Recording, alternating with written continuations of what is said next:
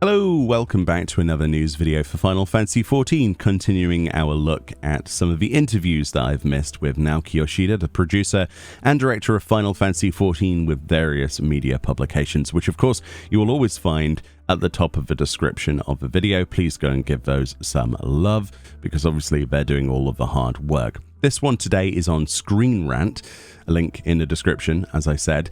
Obviously, this is all to do with patch 6.2 and beyond, because of the timing of this interview slot, like many of the others we've looked at, was around the release of 6.2 on August 23rd, around that area. So, a lot of people have been approaching Island Sanctuary with questions. Screenrant is no different. And they say, Final Fantasy XIV patch 6.2 added in so much great content. Do you have a personal favorite? Yoshi P says Pandemonium Abyssos did extremely well in tying the story progression and battle encounters together, and also features a wide variety of new mechanics throughout the series. In particular, our newer team members meshed well with our more experienced members, and I felt that the content turned out quite promising. So I've really enjoyed the raids from a content creation perspective as well. Yeah, that's an interesting take. Yeah, I think the raids were quite solid this time around, if not slightly more challenging in places. I think a lot of people will definitely talk about them on Savage being completely different than the normal. Obviously, the step up is quite vast this time around, isn't it? They say, I absolutely adore the Island Sanctuary, and from what I've seen, I think a lot of other fans do too. Looking ahead, what kind of support and features will this see in future updates? This is a good question. Yoshi P says, thank you. We're currently working on additions like allowing for further expansion of the hideaway and more types of facilities to construct. But we're also hoping to make minor updates to improve the overall experience based on the feedback we receive from our players. End quote. So obviously one of the big things to do with that, we did a video recently about, things that we would like to see in Island Sanctuary. I think one of the top ones on there was the ability to basically, predict the weather, or at least have a timer setting, so we could see how long it was before we needed to actually harvest our crops and things, because you end up cutting it very close. There is an automated feature that lets you spend the currency inside Island Sanctuary to automatically water and gather your plants, and the same with your animals. It feeds and gathers them up to a maximum of 10 gathered items, I think it is. But it would be nice to have a timer system as well, so that we wouldn't have to rely on spending the currency to get the currency. So I think a lot of the feedback that people will give is they would like more quality of life features. It is really nice though that they're talking about expanding the hideaway and more types of facility. I can't wait to see what they do. Very cool stuff. And obviously Island Sanctuary is one of the most anticipated parts of the content, and it's only going to get bigger the more they develop it in future patches.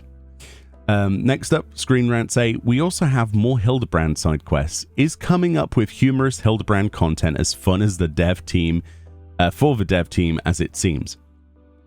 Yoshi P says, the Hildibrand series tends to be very comedic with its story, so we run the risk of it getting stale if we constantly crank them out.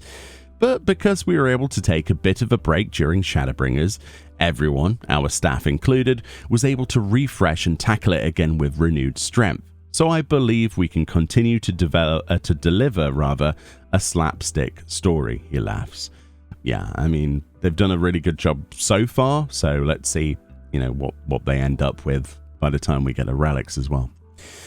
For the new dungeons and trials, how did the dev team find the right balance in terms of difficulty, with keeping things new while also providing a challenge for players? Yoshi P says this boils down to the team repeatedly creating, repeatedly receiving feedback, and making our data quantifiable, and continuously improving our sensibilities. We thoroughly play through each content before its release, as we test it with several parties of different player skill, and make adjustments based on the results, end quote.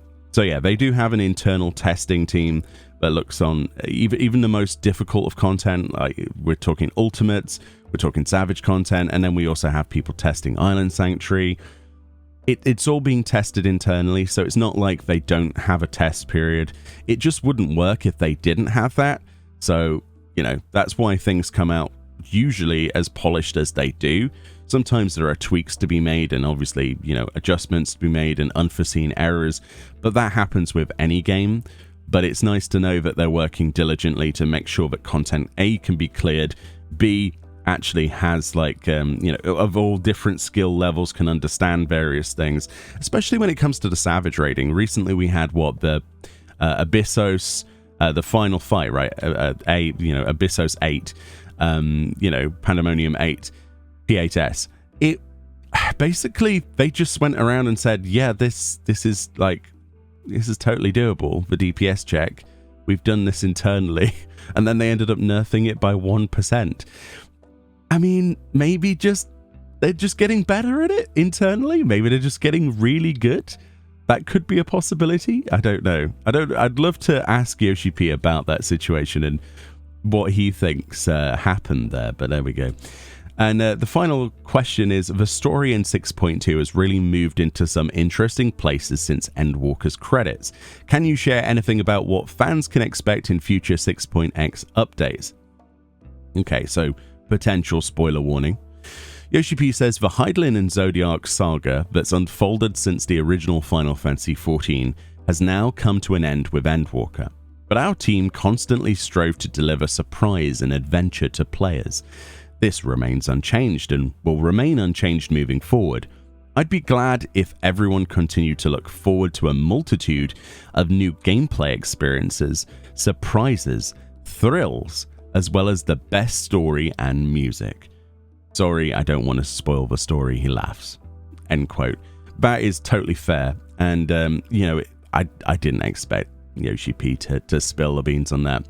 But yeah, I like the way he's like, to a multitude of new gameplay experiences, surprises, thrills, and the best story and music. Yeah, I mean, self-admitted, they do have probably the best storyline in an MMORPG that I've ever played.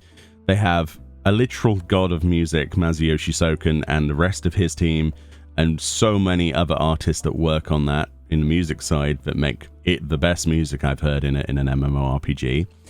And the experiences, surprises, and thrills are pretty much unmatched with many other games. Like, you can get close to or a similar experience, but you can't get the Final Fantasy XIV experience, can you?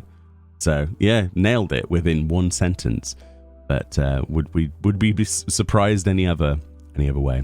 I'm excited to see what they do for Island Sanctuary in the future. You know, based on a video that things I would like in the future. A lot of people are probably going to submit a lot more feedback onto the forums, the official forums. I encourage you to as well.